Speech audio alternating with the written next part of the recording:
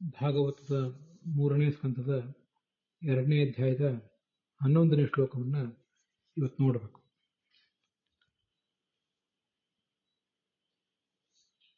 ವಿದುರ ಮತ್ತು ಉದ್ಧವರ ನಡುವಿನ ಸಂವಾದದಲ್ಲಿ ವಿದುರ ಕೇಳಿದ ಪ್ರಶ್ನೆಗೆ ಉತ್ತರ ಕೊಡ್ತಿದ್ದಾನೆ ಉದ್ಧವ. ಕೃಷ್ಣ ಇನ್ನ ಪರಂಧಾಮಕ್ಕೆ ತೆರಳುವವನಿದ್ದಾನೆ. ಇಷ್ಟು ಕಾಲ ಈ ಭೂಮಿಯಲ್ಲಿ ಆತ ಇದ್ದ, ಆದರೆ ಇನ್ನೂ ದೀರ್ಘಕಾಲ ಆತನನ್ನು ನೋಡುವಷ್ಟು ಪುಣ್ಯ ತಪಸ್ಸು ಈ ಜಗತ್ತಿನ ಜನರಿಗಿಲ್ಲ. ಆದ್ರಿಂದ ಈ ಜಗತ್ತಿನ ಕಣ್ಮಣಿಯಂತಿರುವಂತಹ ತನ್ನ ಸ್ವರೂಪ ಶರೀರವನ್ನ ಇಷ್ಟು ಕಾಲ ತೋರಿಸಿದ್ದು ಸಾಕು ಅಂತ ಆತ ಪರಿಭಾವಿಸಿ, ಅವರ ಕಣ್ಣು ಮನಸ್ಸುಗಳು ಇನ್ನೂ ಅತೃಪ್ತವಾಗಿಯೇ ಇದ್ದಾಗಲೇ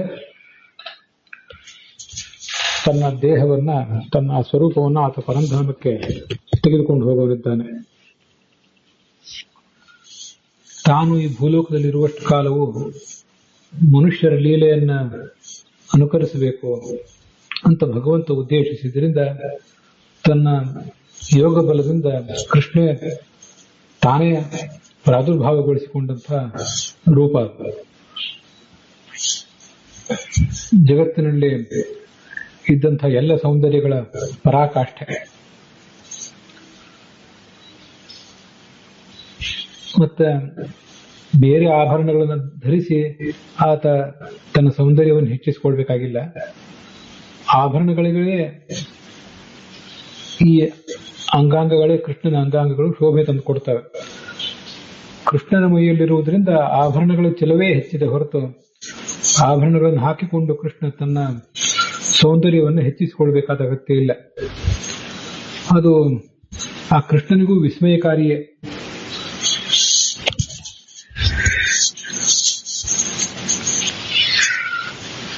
ಇವೆರಡು ಶ್ಲೋಕಗಳಿಗೆ ವಿಜಯಧ್ವಜರು, ಯಾದವಾರ್ಯರು ಮೊದಲಾದ ವ್ಯಾಖ್ಯಾನಕಾರರು ಏನು ವ್ಯಾಖ್ಯಾನ ಮಾಡ್ತಾರೆ ಅಂತ ನೋಡೋಣ.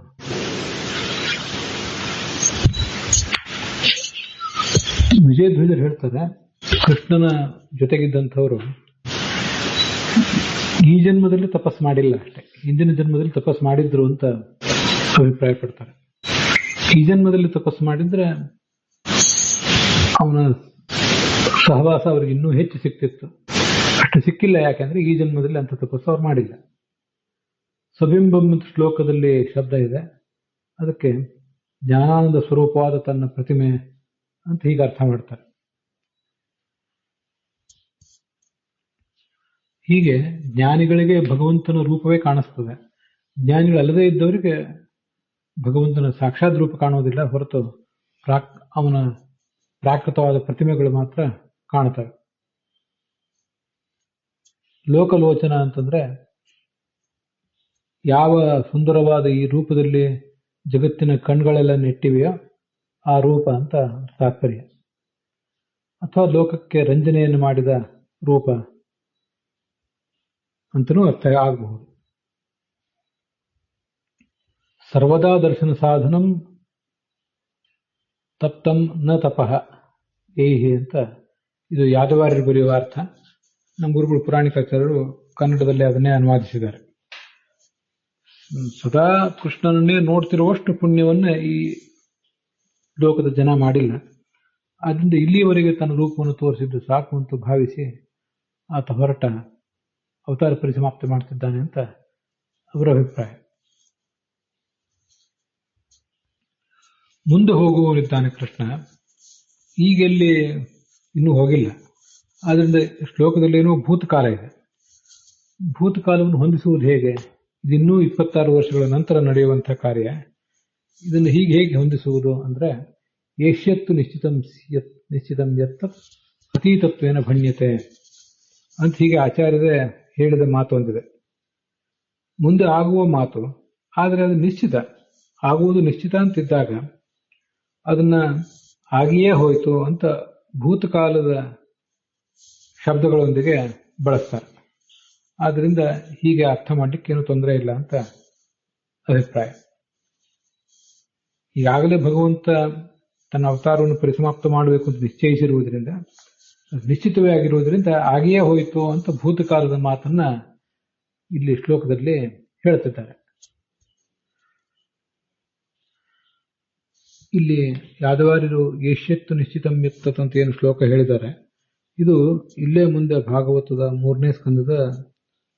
ಇದೇ ಸ್ಕಂದದ 3ನೇ ಅಧ್ಯಾಯದಲ್ಲಿ 28ನೇ ಶ್ಲೋಕದಲ್ಲಿ ಬರುವಂತಹ ಮಾತು, ಸ್ಕಂದ ಪುರಾಣದ ಮಾತು.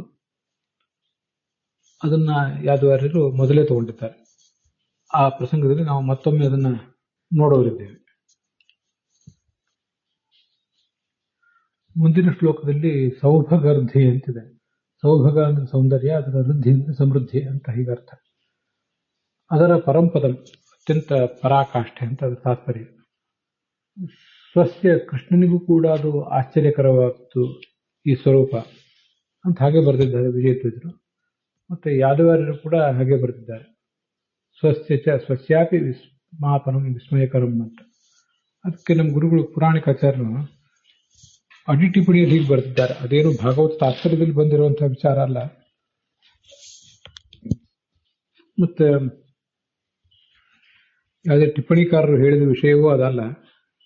ವಿಸ್ಮಾಪಕ ಅಥವಾ ವಿಸ್ಮಯಕರ ಅಂದ್ರೆ ಲೋಕ ವಿಲಕ್ಷಣ ಅಂತ ಅರ್ಥ. ಈ ಭಗವಂತನ ರೂಪ ಏನಿದೆ ಇದು ವಿಸ್ಮಯಕಾರಿಯಾಗಿದೆ, ಅರ್ಥಾತ್ ಲೋಕ ವಿಲಕ್ಷಣವಾಗಿದೆ.